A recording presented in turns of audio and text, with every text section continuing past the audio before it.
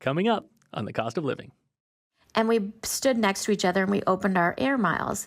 And hers were purchase fresh cut flowers, you get X amount of points. And if you buy like beef tenderloin, you get X amount of points. And I was like, ooh, let me see what mine are. So I looked at mine, and mine were buy yogurt tubes and buy cheese sticks. And I was like, this is so depressing. Depressing, yeah. But the algorithms know their business. And ours. Right down to our preference in cheese sticks.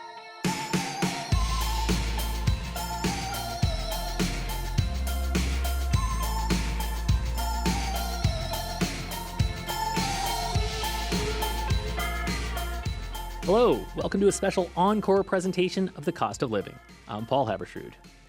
In our modern reality, they know a lot about us. Where you go, how you spend time online, what you buy. If this is just how it is, could there be a way to make the tracking of your personal data work for you?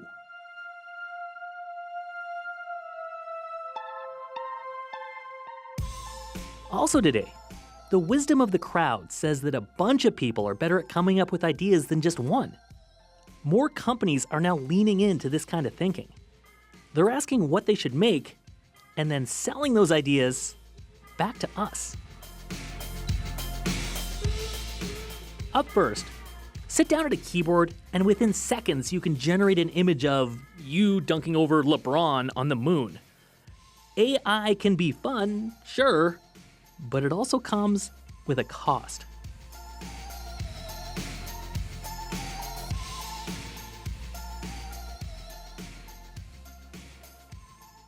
If you thought to yourself back in 2015, you know what? I should buy 1,000 shares of NVIDIA. Congratulations. You're a millionaire. So, good job by you. The market loves NVIDIA because the market is ravenous for all things artificial intelligence. NVIDIA makes more than 90% of the specialized chips that power AI. It can't keep up with demand. Stuff like ChatGPT has only been around for a minute, but after I started using it more and more, I realized that, it really can be applied to anything. Justin Huang has been using ChatGPT since it came out. For him, that was high school, so he's basically an AI native. If you're writing, for example, a cover letter or something like that to a specific thing, you can ask ChatGPT to generate you a cover letter based on the description of the job. It really used for anything. I know that some of my friends, we were talking about it the other day, that they actually use it to give them advice. Not that anyone should ask ChatGPT to give you advice, but sometimes it actually can. Is Gen Z using AI to play She Loves Me Not? Now, Justin says he's all business. He just finished his first year at the University of Toronto. And when it comes to studying, sometimes I'll be reading through textbooks and I'll find that the way they explain something is very, very complicated. But I can ask ChatGPT, can you explain this as if I were a 15-year-old? And it'll usually give an example of I don't know, maybe some economic or maybe some finance term in terms of video games and piggy bank savings. So how often does he ask ChatGPT those kinds of questions? Every day. Every time I sit down to study, I'd use it. I'd have a ChatGPT browser open. Artificial intelligence is no longer the next big thing. It's here. And sure, we know about the existential threat of our robot overlords destroying humanity. But before we get there, we could have another problem. AI gobbles up a huge amount of energy.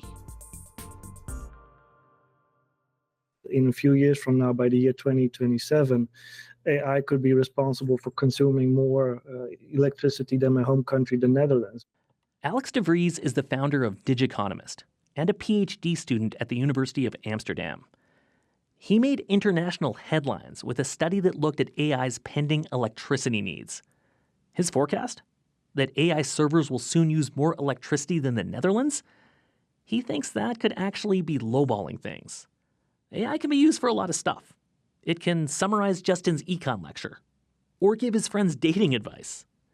But when someone's goofing around, they're probably unaware of what is required in the background to make that goofing around happen.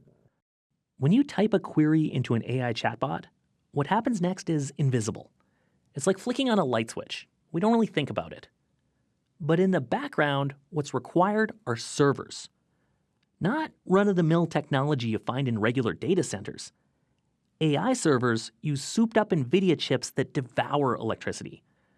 Your random AI query uses 10 times the electricity of a simple Google search. The big problem with AI is bigger is better. This is something that you don't see in regular server hardware. I mean, if for example, streaming services, there is no reason to have more computational power in the background. It doesn't benefit you necessarily. It doesn't make the service better. But in AI, there is a very big incentive to keep feeding your models more data, keep making them better, because ultimately they will perform better. And a better performing model will theoretically allow you to gain a bigger market share. So there's a very big economic incentive to keep feeding models more data. Right now, the world's data centers take up 1% of global electricity demand. In a few years, Alex estimates AI servers alone will increase that demand by more than half. And then there's Bitcoin mining, the OG of computational energy hogs. If you put all those together, you could be talking about 3 to 4% of global electricity consumption for all data centers, including cryptocurrency mining, by the year 2027. Up to 4% of the world's electricity. That's a big jump in just a few years. So then, where will we get all this extra energy? For Alex, this is where things get real. If we are rapidly expanding our energy demand globally while we only have a limited renewable energy supply available, then even if we are putting all our renewables in data centers, somewhere else we're going to be using more fossil fuels. And that's the real problem. The world is already ramping up renewables as fast as it can. So even if every AI server was powered by green energy, for global carbon emissions, it's really just robbing Peter to pay Paul. AI is about to put even more pressure on the planet. We could help this by using less AI. Only, come on, is that really going to happen? Look at NVIDIA's share price, or Justin's friends asking chatbots for life advice. So if the AI train ain't slowing down, what about making the chips more efficient? Well, this is happening. Ironically, though, boosting energy efficiency may actually do more to hurt than help. In economics, this is something known as Jevons paradox. An economist named William Jevons came up with it back in the 1860s. What he observed was that at the time, the production of coal was getting a lot more efficient. And he observed that as the production of coal was getting more efficient, people started using more of it. So instead of a reduction in the total use of coal because of increased demand, the total use of coal actually went up rather than down. When we came up with more energy-efficient light bulbs, it didn't mean we used less electricity. It meant we bought more bulbs, burned them for longer, and lit up more places. So it could go for AI. If talk of the climate change consequences of AI's electricity appetite sounds familiar, it's because it is. Bitcoin's energy usage started making headlines around 2018. Regulators are only starting to do something about it now. And that something is just more disclosure. The world is already trying to electrify huge chunks of the economy, turn more vehicles into EVs. So, as if we didn't have enough on our plate, now AI is going to take even more energy? The current times we're living in requires us to be very mindful about the way we're using resources, and at the same time we're almost mindlessly throwing this very energy-intensive technology at all problems we have. It's a terrible combination, and actually AI is just fundamentally incompatible with environmental sustainability, because in AI, bigger is always better, have bigger models is always better, but from an environmental perspective, less is always better. So these two things fundamentally cannot combine. It's just impossible. AI has been compared to the discovery of fire. That's big, if true. But if everyone will be using it for everything, we'll need to figure out how to stop it from burning down the house.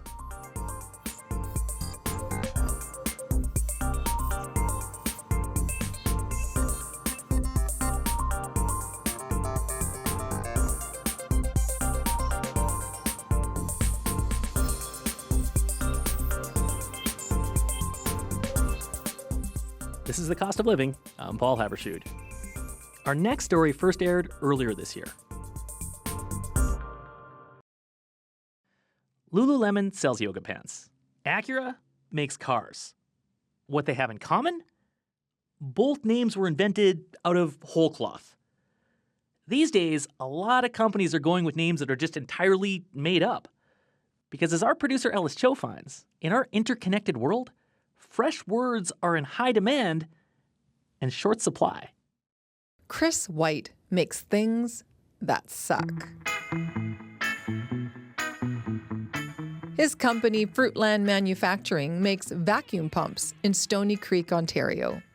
A few years ago, they invented a new product, and it needed a name. What are we going to call it? How is it going to be perceived to our customers, to the rest of the world?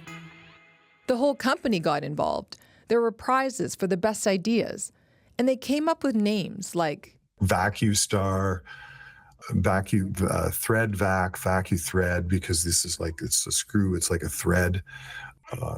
We're trying to form a really cool word, something that was different. After 2 weeks of brainstorming, they had it. Screw Star. But it was already taken. Finding a name that's available, it's a freaking nightmare. And that's the challenge we're all dealing with right now. Jeremy Miller is the author of Brand New Name and the head of Sticky Branding in Toronto. We're experiencing a naming drought. For the first time in human history, we are running out of names, and that's why naming is so challenging. He says a lot of words are already trademarked. They've been registered as domain names. And it's not just everyday words. We've done the same thing through Greek and Roman mythology. We have literally trademarked all the gods and goddesses that have ever been available. Jeremy says you can blame the internet for this. A few decades ago, you had to be sure your Pop's pizza joint was the only one in town. Now, you have to be sure you're the only popspizza.com in the world. No one's really local anymore. In the digital economy that we all live in, once you announce your new product or your new company name, you are instantly global. David Plassick has been in the naming business for 40 years. His company, Lexicon Branding, named BlackBerry and the Swiffer. He says these days, brand names have to translate well across the world. Getting lost in translation can mean a loss in sales. Probably one of the more famous stories is Coca-Cola, the name Coca-Cola. It was translated just slightly off in Mandarin, and so that meant something like, eat the wax tadpole. More than 10 years ago, the German automaker Audi named its line of electric cars e-tron. Sounds fine in German and English, but in French, e-tron sounds just like the French word for poop. David's company now has a network of language experts in more than 75 countries. They make sure businesses and products aren't named crap. And any new brand name has to follow 3 rules. You don't want anything with any negative overtones to it. You don't want anything that is difficult to pronounce, and you don't want anything that is imitative of a competitor.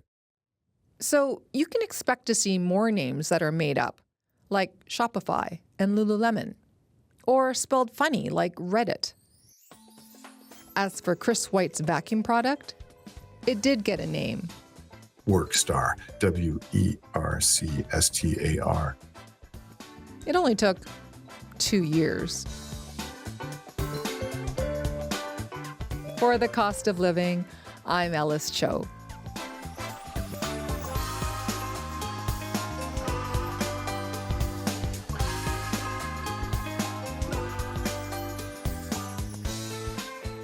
This next story originally ran earlier this year.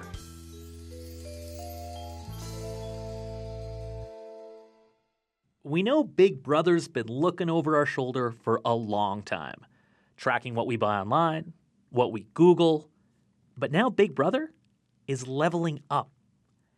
And in retail, Jennifer Keene, your friendly neighborhood grocery store is at the front of this? Yeah, big grocery and big data are tight. I'm pretty sure, Paul, that my local co-op knows all about my thing for Reese's peanut butter cups. And it's okay. I'm not ashamed. No, you shouldn't be. Hey, peanut butter cup it up. I mean, loyalty programs, if you belong to them, and they're affiliated stores, they've been collecting information about us for a long time. I try not to think about how much they know about me. Right. Nicole Rourke has a story that she likes to tell her marketing classes. She's a business professor at St. Clair College in Windsor. And about 12 years ago, she and her neighbor both ended up at the mailbox at the same time. It was a nice day, so they were standing around talking, and they noticed that they had both received Air Miles coupons in the mail. And we stood next to each other and we opened our Air Miles. And hers were purchase fresh cut flowers, you get X amount of points. And if you buy like beef tenderloin, you get X amount of points. And I was like, ooh, let me see what mine are. So I looked at mine, and mine were buy yogurt tubes and buy cheese sticks. And I was like, this is so depressing. Guess which one of them had kids? Cheese sticks. Right? But Air Miles was sending them coupons based on what they typically bought, right? And that was a dozen years ago. So what do retailers know about us today? They know a lot. They know who you are. They know what you're buying. They know when you're buying it. They know how you're buying it. They also recognize if you have responded to any of their promotional emails or any of their promotional text messages that they may have sent you. So they can predict your future behavior based on your past behavior. So they know quite a bit. Can we talk about this predicting our future behavior business? Well, we're fairly predictable in our shopping habits, right? We tend to buy a lot of the same things every week. So they predict our future purchases by looking at what we've already bought.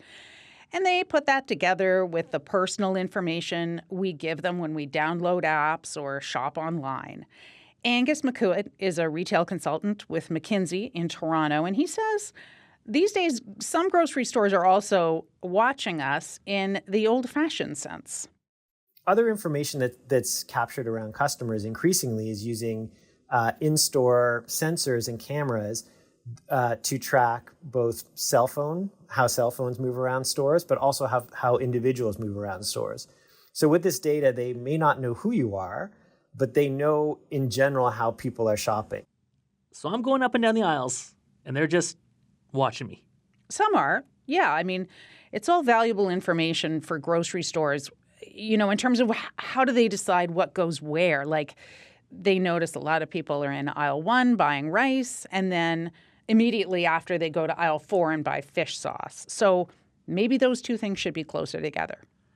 I mean, if you kind of step back from the unsettling surveillance state part of this, is this kind of how grocery stores have operated for a long time? Like, you had a smart manager, you know, he'd be out there figuring out where his regular customers were shopping. If aisle 3 was busy and aisle 1 wasn't, he knew all that? Sure, this is just a high-tech version of that, right? But these days, grocery stores don't just sell groceries. If you look at a company like Loblaws, if you have a PC financial card, they have your account information, your credit score. If you use the pharmacy, they'll have your healthcare information. And what do they do with that information?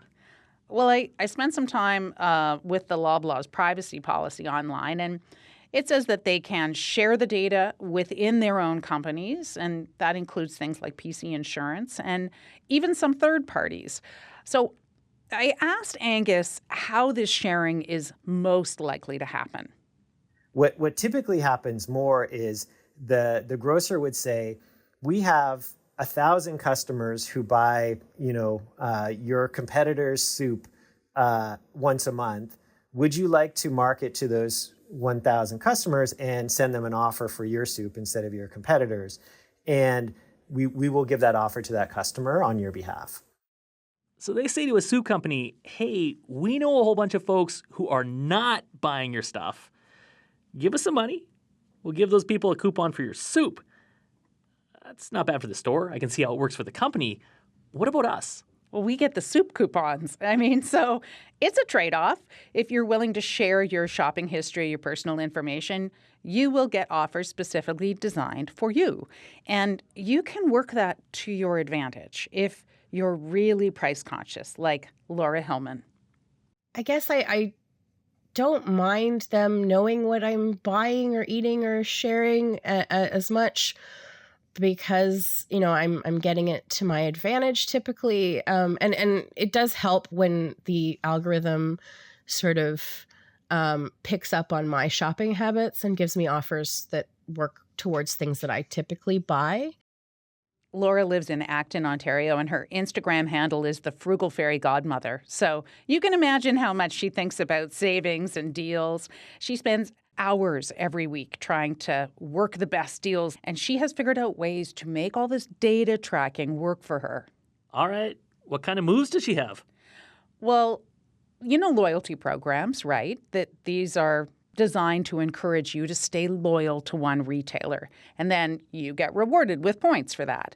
But sometimes she says you can get even more points by playing hard to get.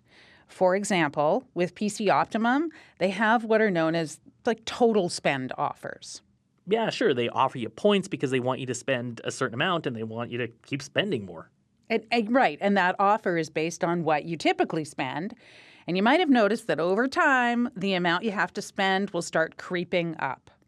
If you spend $100 the first week, the next week it'll be $150. The next week it'll be $175 until you're getting up to $200-$300. So the way to get that to sort of go down is to take a break from meeting those goals. Every few weeks, you just don't meet it, and it'll drop down after a while. So she deliberately spends less so they'll send her deals for more points. Yeah, she's just kind of teasing them, right?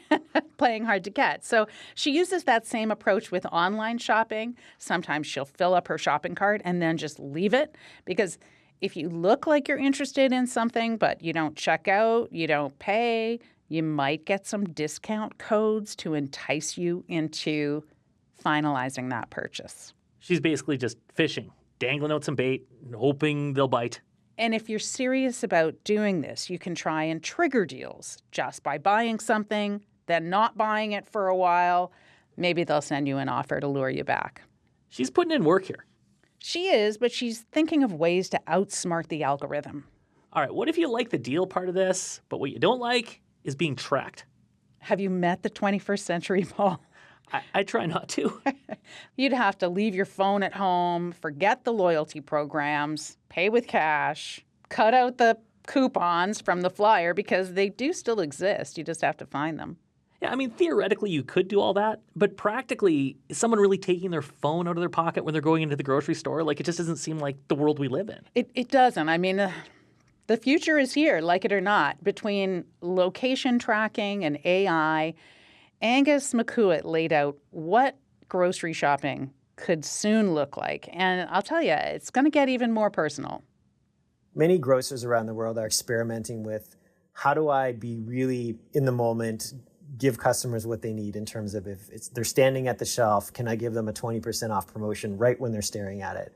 As they walk in the door, can I notify that customer, I see you've just walked into my grocery store, here's your shopping list from last time, and here are 5 items that I would love to tell you are on sale today, or maybe time-limited offers. If I got a text as soon as I walked into a store, I would be turning around and walking right back out. But you're not going to get the soup coupons. Well, I like a nice soup coupon. Thanks, Jen. You're welcome.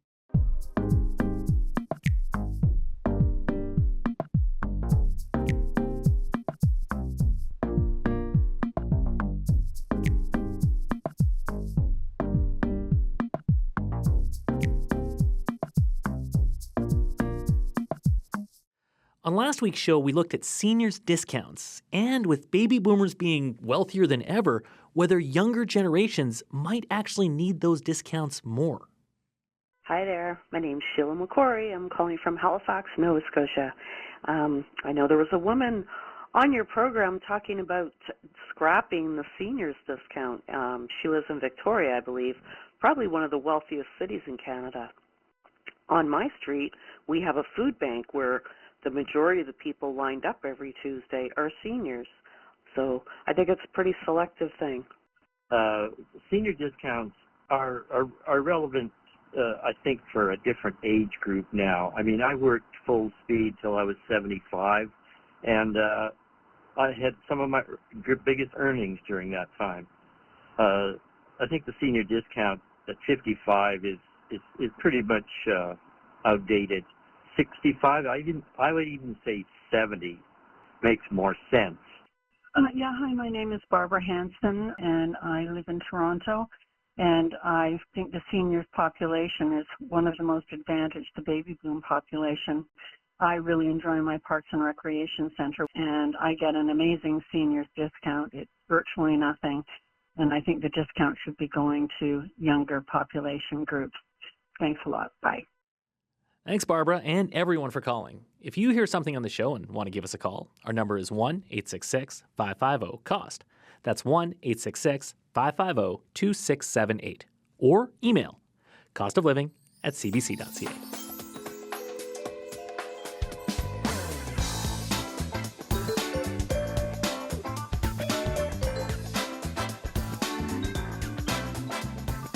That's all for this week. The Cost of Living is based in Calgary. And on the off chance you happen to miss our show on the radio, just want to let you know, our podcast, it drops on Friday nights. The show is produced by Danielle Nerman, Ellis Cho, and Jennifer Keene, with help from Caroline Ferris. I'm Paul Habertrud. Thanks for listening.